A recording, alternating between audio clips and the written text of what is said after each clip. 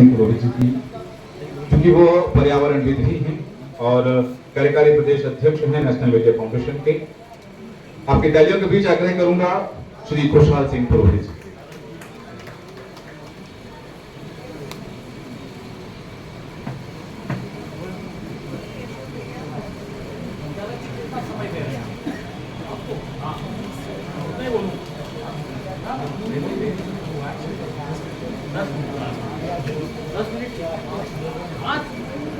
आप ये तो 2 मिनट बोल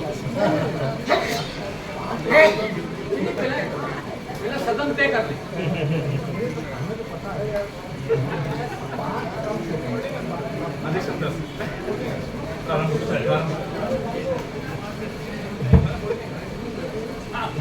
करने में बात चल रहा है।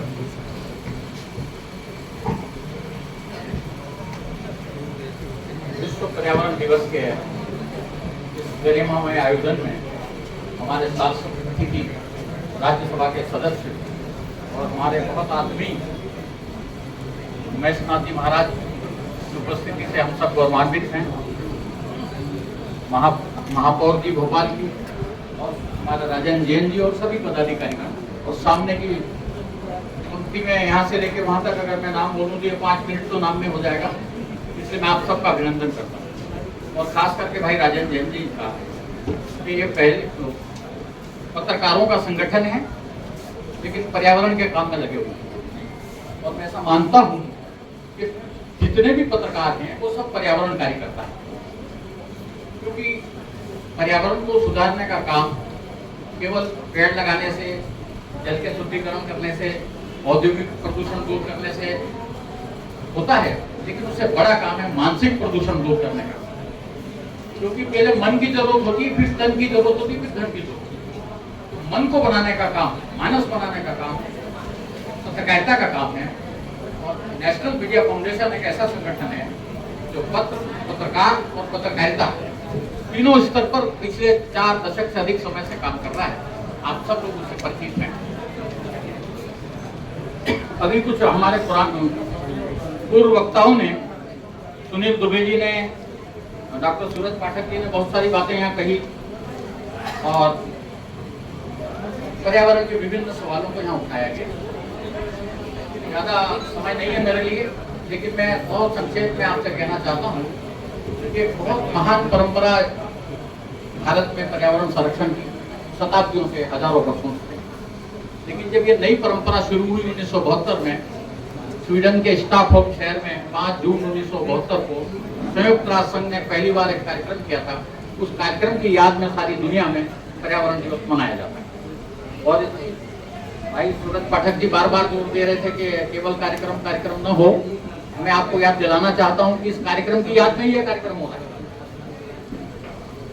5 जून को केवल कार्यक्रम ही हुआ था, उसी की याद में यह कार्यक्रम हो रहा है, सारी दुनिया में हो रहा है। जब ये पहली बार कार्यक्रम हुआ था तो दुनिया के 119 देशों के राष्ट्राध्यक्षों ने भाग लिया था। अब जब कार्यक्रम होता है तो 171 180 देशों के लोग भाग रहे हैं। तो आप कार्यक्रम को कम न समझे कृपया, क्योंकि कार्यक्रम ऐसा है कि इस कार्यक्रम के बाद में से कार्य निकल सकता है। अब कार्यक्रम निकल रहा है कि नहीं निकल रहा है, इस पर चिंता करने की जरूरत है, इस पर चिंतन करने की। पाठक जी ने एक बहुत बढ़िया बात कही थी कि प्रकृति से हमको रिश्ता बनाने की जरूरत है।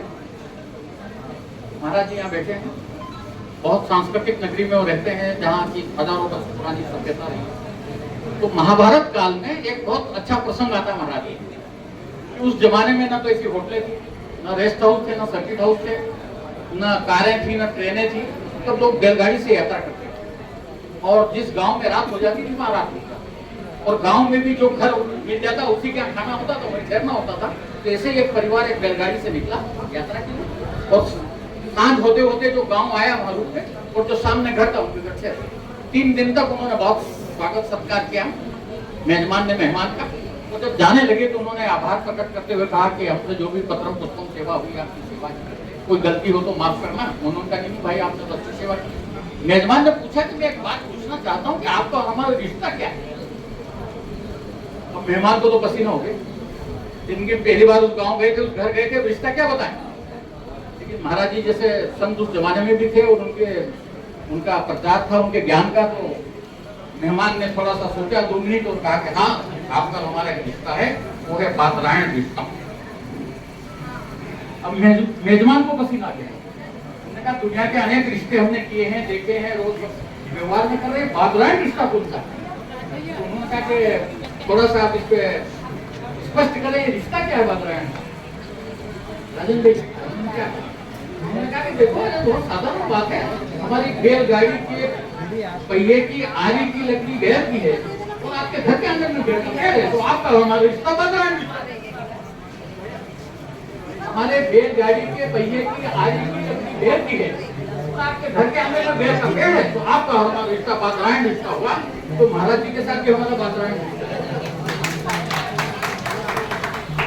पिछले 15 वर्षों में या जब से हमने ये शुरू किया है, महाराज जी की निरंतर उपस्थिति। ये अलग सवाल है कि जरा वो राजनीति में ज्यादा सक्रिय हो गए तो आज देरी से पहुंचे, और ये राजनीति का असर है, सब जगह होगा। इसलिए हम हमेशा कहते हैं कि राजनीति भी बहुत प्रदूषण, उसको भी स्थिर करने की जरूरत है। लेकिन ये देश के लिए बहुत सुखद संकेत है कि महाराज जी जैसे लोग राजनीति में गए हैं तो प्रदूषण दूर करेंगे। हाँ, इसलिए प्रदूषण दूर होगा, राजनीति का भी होगा, देश का भी होगा।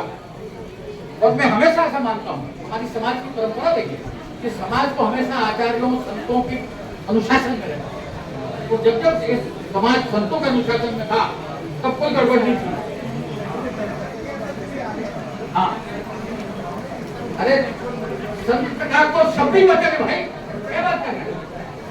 क्योंकि शब्द जो है संत का शब्द मंत्र होता है। दुनिया के सारे मंत्र क्या है? शब्दों का दौर है। वो जो शब्द की साधना करता है, जो मंत्र की साधना करता है, उसका तो हर शब्द मंत्र है। महाराज जी को मुस्कुराते तो आशीर्वाद होता है, और वो मैं जब से देख रहा हूँ तब से मुस्कुराते हैं। मतलब मेरे ख्याल से इस कोने से लेकर अंतिम कोने तक के आपको आशीर्वाद मिल चुका है। आप चाहें तो इस बात पे कर्तव्य ध्वनि कर सकते हैं। अब पर्यावरण के प्रश्न तो बहुत सारे हैं, लेकिन हमारे पूर्व वक्ताओं ने बहुत बोल दिया, इसलिए मैं ऐसा मानता हूँ कि उनका बोला है और मेरे विचार माना जाए, और मैं अपना समय आने वाले वक्ताओं के लिए भेंट करता हूँ। बहुत बहुत धन्यवाद, बहुत बहुत जय हिंद, बहुत बहुत शुभकामनाएं।